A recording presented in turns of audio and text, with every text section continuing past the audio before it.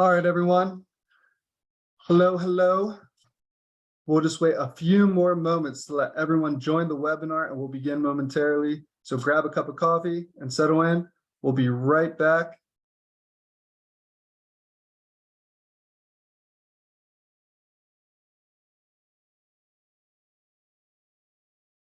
Just a few more moments. Give everyone a chance.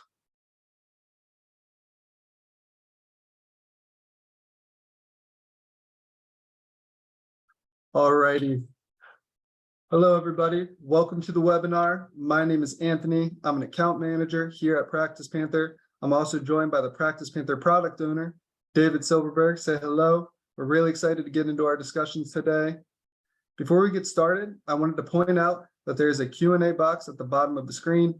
Please feel free to leave questions there at any time. We'll save time at the end to answer your questions, and we'll follow up with them if we can't get into it. I also want to mention that we will be sending a recording of this webinar to everyone who has RSVP'd.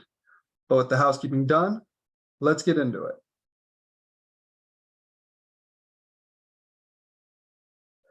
Next slide, please. There we go. But yeah, so you all are here to see PracticePanther. PracticePanther is an awesome platform with tons of great features, and we are very excited to talk to you all about how to get the most out of your entire system today. For those of you who are learning about PracticePanther for the first time, PracticePanther is an all-in-one, intuitive legal practice management solution that helps legal professionals like yourselves manage their complex and fast-moving cases seamlessly. In PracticePanther, you can manage your cases, create custom workflows, send out invoices, and get paid both securely and quickly with our built-in e-payments processing feature, Panther Payments. Like I said, we are so excited to show you these 10 amazing features that you might not be aware of. Take it away, David. Thanks so much, Anthony. Yeah, that's right. We have a lot of really exciting stuff to talk about today. We have a lot of nuggets of information that often get overlooked in the system, and there's a ton to cover today. So let me just run through a couple pieces of the agenda. We're going to go through our top 10, starting with number 10, sending invoice links via text message. We're going to show you guys how you can kind of hack your way to have a group chat inside of PracticePanther. Batch applying trust credits on invoices in batch, save you guys a lot of time. Auto sending email notifications to those overdue invoice clients. We're going to be talking about how you can request MPS reviews and what that means using our intake forms. Talk about branching workflows whenever you run into forks in the road during your workflows. We're going to create scheduled one-off payments using payment plans. Learn how we can track time directly against our tasks and events. How you can limit users in your firms where they can access Panther with their IP addresses, and automating related party information into your document templates, as well as bonus tips at the end. So I do encourage you guys to stay tuned to the end. That was an awesome little preview. So we're going to kick it off here with number 10, sending invoice links with text messaging. Now, some of you might know that you can send text messages in our software, and you may also know that you can send invoices in our software. But what you probably didn't know is that you could do both at once with just a click. Using this feature, you can easily send due invoices to clients over text. It's as simple as clicking the green $ where the mouse is within the texting module. Yep, and then as soon as you do that, you just select the invoice you'd like to send, and it's as easy as clicking send invoice. Slide, thank you. And then not only can you send the invoice over text message, but when your client opens up the text on their end, they can then make a payment. How cool is that? So just to summarize for all of you listening, the real value to your firms will be that your clients can receive a text on their phone with the link to pay their invoice directly to your firm if you're taking advantage of Panther Payments. If you aren't, I highly recommend giving it a look as a potential option. But even if you're not, there's no need to worry. You will still be able to take advantage of this awesome feature and send invoices over text. There just wouldn't be the Pay Now button that can easily accept online payments. All right, David, on to you. Yeah, thanks, Anthony. So many of you probably already know that we have an internal chatting system found on the bottom right of your screen whenever you're logged into Panther.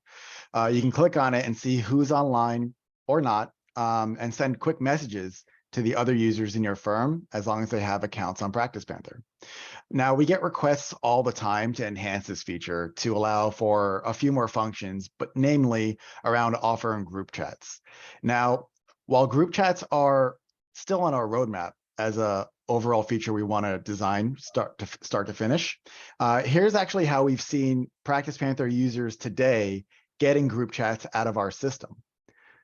So to do this, we're going to be taking advantage of the secure messages system in PracticePanther, which was originally designed to foster communications between firms and their clients. Firms taking advantage of the client portal today know how useful it can be to have a clean and secure way to share documents or other important information about your cases with your clients. Now, what we're going to see on this next screen on the left picture, the trick with this is when you're creating a new secure message, we've been seeing a lot of firms really notice that there are no red stars beside the contact and matter links on the top. But more importantly, there is no red star next to the contact participants field, specifically toward the center section. These red stars normally mean that the field is required in order to save the item, or in this case, to send the message. Since the contacts field found in the participants section is optional, you can actually leave this field blank and only focus on inviting your firm's users to this conversation using the user dropdown exclusively. And while contact and matter fields are optional, they can still be useful if the conversation does happen to be about a specific client or case. You can go ahead and link this group chat to any existing contact or matter in your system for future reference. Very, very handy. Now on the top right screen, we're going to see you can actually give each group chat a specific subject to keep your conversations organized and siloed into respective threads to make sure everyone's staying as focused as possible at the subject at hand. And on the bottom right, we're going to see that the real value out of this whole thing is it's going to effectively create a group chat with only your firm's users involved, streamlining collaboration with your team about your clients, your cases, or even if you have other internal firm projects that you want to just keep track on. Awesome. Awesome. I love that feature. The importance of secure communication cannot be stressed enough. I do want to mention for anyone that might have hopped on later here, this is being recorded. So anyone that's RSVP'd will also get a copy of the recording after we wrap up today. So anyone who hopped on late, no need to worry. But moving on to number 8, batch applying trust or credits on invoices. So far, we've gone through features like sending invoices through text and then internal group chats. But what's really cool that you might not have known is that you can process your invoices in bulk and batch apply the trust balances or credits towards the invoices.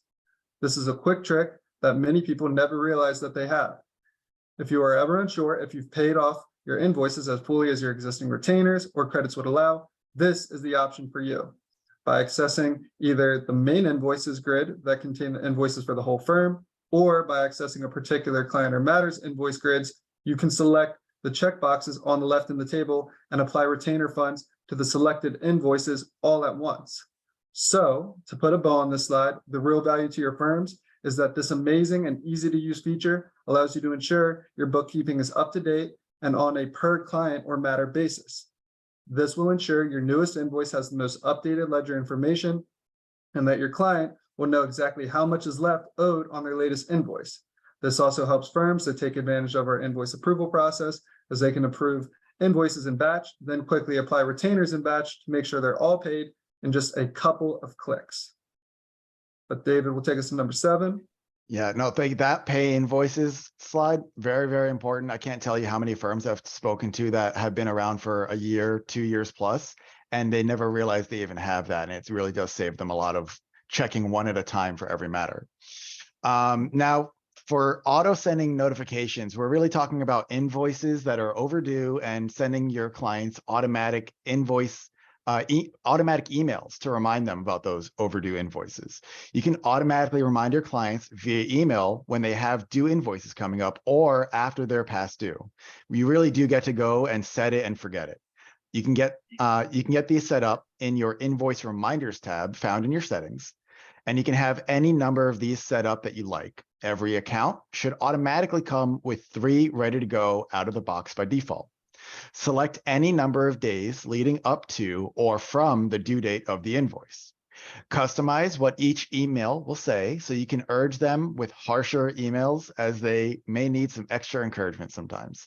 When the email does go out, if you have Panther payments, the client will be able to make their payment to your invoice directly from the invoice they get from these email reminders. Now, it's important to note that in order for reminders to actually start going out, you have to make sure that the option for automatic invoice payment reminders is enabled for each invoice or in your invoice templates.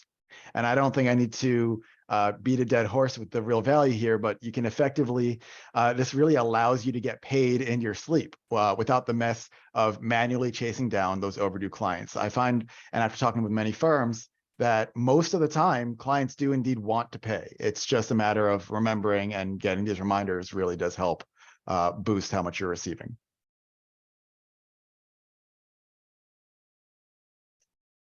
Absolutely, absolutely. And I think that's a feature that definitely hits home with a lot of our listeners today.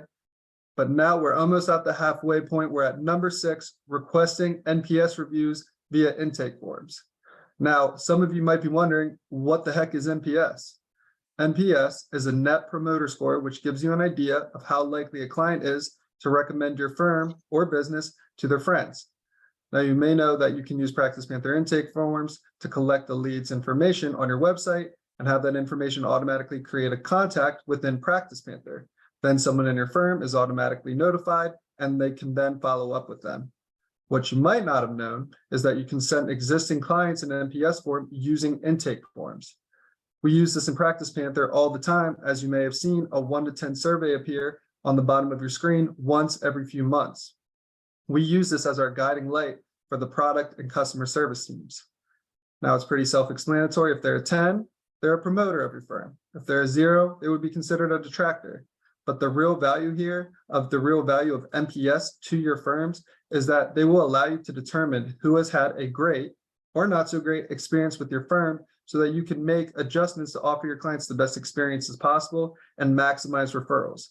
You can email all of your promoters a thank you letter and ask them for referrals directly, or you can email your detractors to offer a free future consultation to win back their trust and show them that your firm is truly listening. Yeah, awesome. Thanks, Anthony. NPS, super vital for pretty much any business that has clients, and you want to learn how you can grow and improve, and that's going to be the method you can do it. I'm really happy Panther has some kind of functionality that actually extends out to collecting that information for you. Now, this next topic might be a little bit on the technical side, so bear with me. Now, common knowledge, what you might already know is that you can actually use workflows in PracticePanther today to streamline the different various steps or tasks that your firm needs to take in order to get a case from its start to its completion. Now, what you may not know is you're sometimes going to run into situations when planning out your workflows where you realize that there's a fork in the road. So an example of this might be, this is very simplistic, but one step of your workflow may be to go to court on behalf of your client, and you may receive a guilty or not guilty verdict. You may not know that in advance, as you often don't, and there may be different types of work to do after one verdict versus the other. So to handle the situation, you can take advantage of what we call branching workflows, which is just really a fancy way of saying linking one workflow into another. And whenever you are planning a workflow, you can run into a fork in the road, like I mentioned. And what you're going to want to do is make a task after that forking task that has multiple possible results.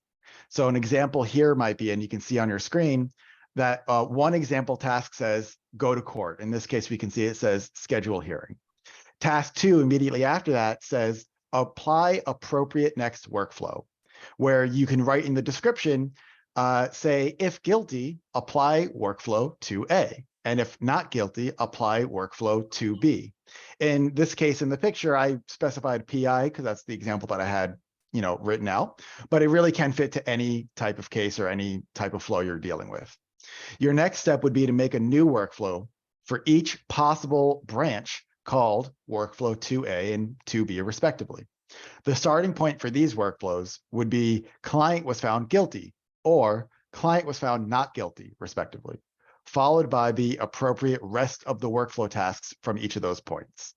Now, the real value here, it allows you to set up your workflows with multiple possibilities so that you can have complete flexibility with your workflow planning, while also holding the hand of the lawyer or paralegal managing these tasks on a day-to-day basis using the workflows in PracticePanther.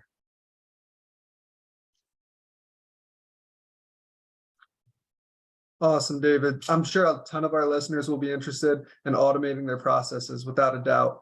But we're over the hump now, and we're on to number 4, which is creating scheduled one-off payments with payment plans.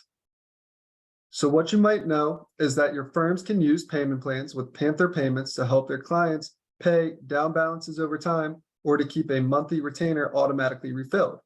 For example, you sign a new client that is able to pay the $1,000 fee, that is unable to pay, important difference, to pay the $1,000 fee to retain you so that you can set up a payment, payment plan of 5 installments of $200 over 8 weeks. But what you didn't know is that you aren't forced to use this multiple installment payment plan option. Instead, your client would be able to make one payment. For example, say your client wants to make one payment, but they can't seem to find the money at that time. You can set up a one-time installment payment plan for some agreed upon date in the future, such as the day after your client's paycheck comes in. This will definitely help your firms because you can ultimately service more clients, especially if you happen to practice law for folks on the lower end of the financial spectrum. You can rest assured that you will have the payment technology on your side to make sure that your firm can stay flexible and service as many types of clients as possible. Awesome. Yeah. It's super important. We all want to be able to reach out to more and more people. So I'm happy that payment plans can definitely allow you to service as many types of folk as possible. Now, very important topic here, tracking your time physically against your tasks and events. Now, you probably already know that you can utilize tasks and events in PracticePanther to keep track of all the things you need to do for a case from start to finish. We mentioned this briefly when we were talking about our workflows. For example, you can create tasks like prepare documentation for court and events like go to court to keep yourself in track with your calendar. Now, what you may not realize, you can actually hover over your tasks and events in your activities list, as you see here on this left picture, and click log time to actively tie a time entry directly to that calendar item. Now, why is this so important versus just logging time separately? Well, this really will allow you to ensure that every single second is logged on your calendar and is getting billed. You can easily pull a report that will show you all the events and tasks that have no time entries associated with them, so you know which ones you've missed. In the example here in this background picture, in this picture, we can see that time logged says no time logged. And so I was able to pull up a list of all my completed tasks and then sort it by this column so that all my items that say no time logged are sitting on the top, and I can quickly audit that and correct it. Do you not track time specifically or charge for it? Not a problem. We also offer the same ability to track flat fees against a task or event as well. Same reports available, just a different column in the table. Now, I don't think I need to spell out the value here. It's a literal money finder. This feature alone, I've gotten reports from different various firms that it has earned them countless thousands of extra dollars in AR as they consistently find the time entries that were never, the tasks where time entries were never created for. And who doesn't like earning more money for work they already did?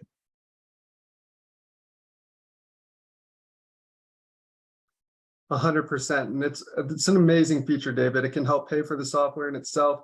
And regardless of the situation, time is money. Yeah. Winding down here to the last couple, we're down to number 2, which is limiting accessible IP addresses. Some of you might know that you can use security roles in PracticePanther to limit the things your firm users can or cannot see, create, edit, or delete. General security like this is a must for any firm. For example, you have a billing user that has no need to create new contacts or matters. You can limit that user from creating new contacts or matters. What you might not know is that there's an extra setting found on the bottom of the security role screen that allows you to limit any user's IP address. For those of you that might not know, you can think of an IP address as the physical location that your users are accessing the internet or PracticePanther from. So for example, you know that one of your users likes to work from home, and you're allowing that. But you want to make sure that they're only working from either the firm office or from home, not that they're sitting in some Starbucks discussing sensitive case information over the phone. So limiting the IP address through the security rules allows you to do just that. So in summary here, the real value to your firms is security. You can rest assured that your team is only accessing PracticePanther from secure, pre-designated locations. And down number one, David's going to take us home here. Awesome. Thank you so much, Anthony. This last one, again, we have some bonus ones to stick around for, but this last main one, probably the biggest one on this list, is automating related record information about your related parties into your documents automatically. So common knowledge, you guys can use document templates to automate information about your clients and cases that you have stored in PracticePanther into Word documents like retainer agreements, as an example. We provide you a special code for every single field you have in PracticePanther. Just copy and paste these codes to act as placeholders inside of your documents, wherever you'd like that you want this information to populate. An example being pasting contact.firstname into your document will always pull the first name of the client you use the template on. Now, what you might not realize is not only can you pull information about your client or their case into your document, but you can actually pull any information about any related party of the client or case into your documents as well.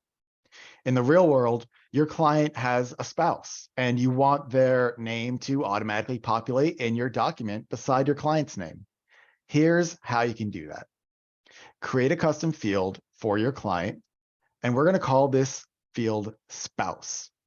Now, you must make sure that when you're making this custom field, there's a type field when you're creating it, and that field needs to say contact. It's a drop-down list when you're making your custom fields. This will allow you to select the spouse from a contact list when creating your client, allowing you to link these two contacts together. Now, when you're pasting your code for this field into your document, it's going to look something like this, which we see on the bottom left. You're going to have to build out the code just a little bit. The first part here is telling PracticePanther the field you're looking for exists in contacts. So we have contact dot. The second part is telling PracticePanther the field you're looking for is named spouse. So we have contact dot spouse dot.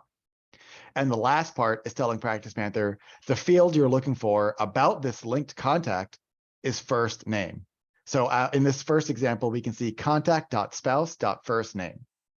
And in this picture on the right, we can see that this will all translate into the real information about the spouse.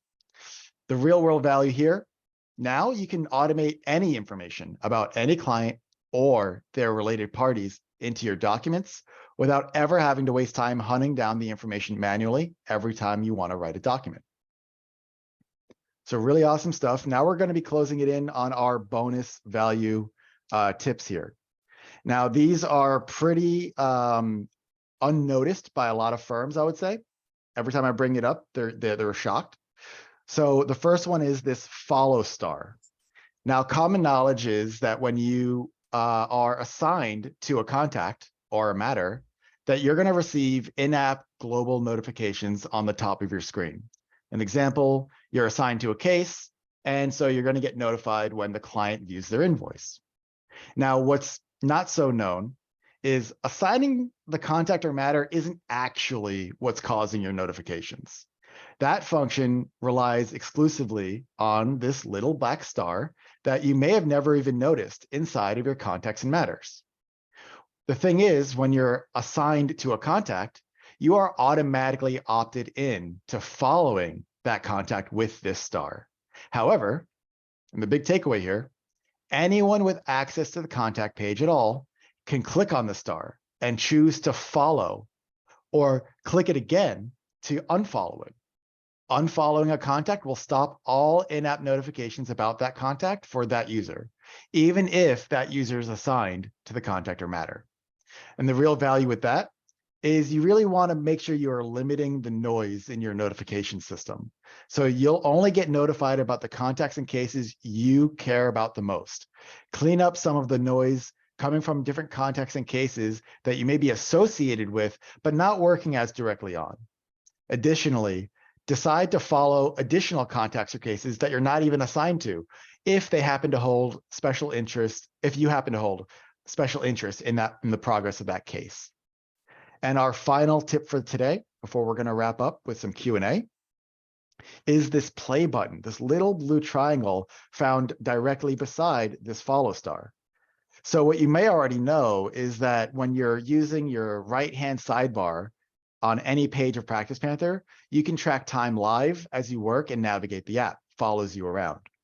You can even keep track of multiple timers once, multiple timers at once, although you can only have one timer running at any given time. Now, what you may not have realized, oftentimes, if a firm is juggling multiple timers like this, it can become confusing which timer may belong to which client or case if you haven't been taking adequate notes as you work in the sidebar. To solve for this, you may have noticed we've recently added this little play button inside of your contacts and matters just beside the follow star. This happened maybe about 5 months ago.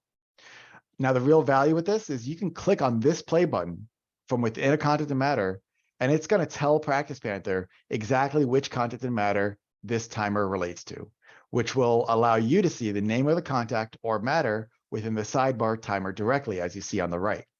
Never confuse a client's live timer for another again. Now, we're going to go ahead and wrap up with some Q&A, so do send in your questions if you haven't already. This is your last chance to get them in. I just want to say again, thank you so much for joining our live stream. I know we've covered a lot today, and if you're interested in getting started with PracticePanther, if you aren't already, you can get a free demo by emailing Anthony here at anthony@practicepanther.com. We have a small bit of time left, so let's go ahead and answer some questions. But if we don't happen to get your question here, don't worry. We're going to reach out to you directly. So please keep those questions rolling in, and it looks like we have a lot to choose from. So let me see what we have here. Let's start with this first one here. Looks like when sending invoices via text, what's the rate to accept payments? So that's a great question. Thanks for asking. Panther Payments generally has a 2.9% fee for credit card payments. So no matter how you're sending the invoice, whether it's text or email, that rate of payment's not really going to change. I have another one, really good question here. Is group chat available on the mobile version, and does it keep history of messages? Yeah, so technically speaking, this group chat is available for anyone, I believe across all the plans, anyone that has access with like Client Portal and secure messaging. And secure messaging is something that works perfectly fine with your phone app. That was one of the original intentions. And with your tablet, really any device that you can log into Panther with, you'll be able to access these secure messages and these group chats in that way. It does keep a history of messages. We had a picture before. I don't know if we want to jump back to it, but it's basically just a thread of conversation. It timestamps every message to and from, and it will even tell you who within the group chat has seen the latest message or not. So it's very, very handy. How are group chat messages received or alerted? So a lot of questions are on this group chat. So it's like any other secure message. So when you get a secure message, whether it's from a client or a colleague, you're going to see on the top of your navigation bar, there's a messages icon. This is the location where text messages get listed and notified about, but also where your secure messages notifications will appear. I believe, I'm 99% sure that you'll also receive email alerts for everyone that's involved in the group chat to say, hey, there's a new message, click here to go check it out. So definitely want you guys to be aware of that. Let's see what else we got here.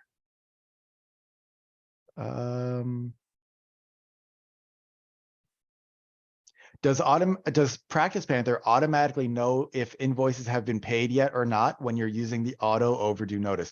Great question. I actually didn't touch on this.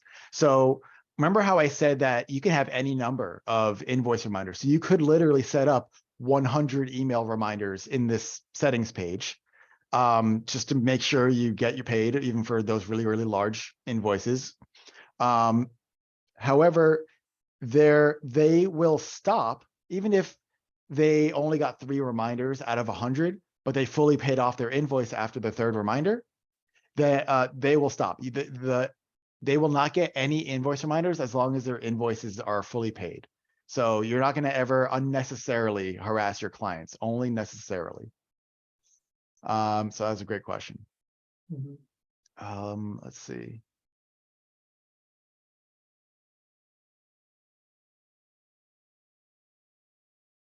So where do we find the NPS survey? Another great question. So this is not an intake form that comes custom built out of the system. There is an article in our help center that talks about it. So you can definitely search it in our help center, to search NPS survey or intake forms, and you should see it on our list there on really how to think about building it out. But you will have to just go ahead and build out a basic intake form, just a drop-down list with like a 1 to 10 rating and any other questions that you're interested in. I've seen some examples, getting ratings for the firm, getting ratings for the specific attorney that might have been closely related with that person, because maybe they loved the firm, but they didn't love the attorney. They may have had like a bad experience with them. And while they want to stay with your firm, you can learn that maybe another attorney should take on their case moving forward. So just a lot of helpful things. And you have free reign to really think about how you want that survey to look. But as long as you can get those 1 to 10 ratings, that's the goal.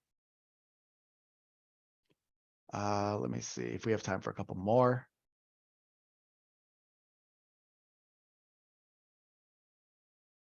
Okay, a little more technical question around IP addresses. Asks, is there a way to reverse this? So instead of whitelisting and saying it's okay to use an IP address, is there any way to blacklist or block an IP address? No, not at the moment. So you would have to list out all the ones you expect them to use. Great feature request, though. I'll definitely go ahead and speak with our product team about seeing if we can implement something like that. Let's see. Can you send an NPS survey via text? Yes, you can. Simply take the link for the intake form that you would normally maybe put on your website or send via an email. Just copy that link for that intake form and you can paste it into your text message from Panther as well. And they'll be able to click on it from their phone, and the intake forms all work from any mobile device. So if they're getting it on their phone, they'll be able to fill it out there as well.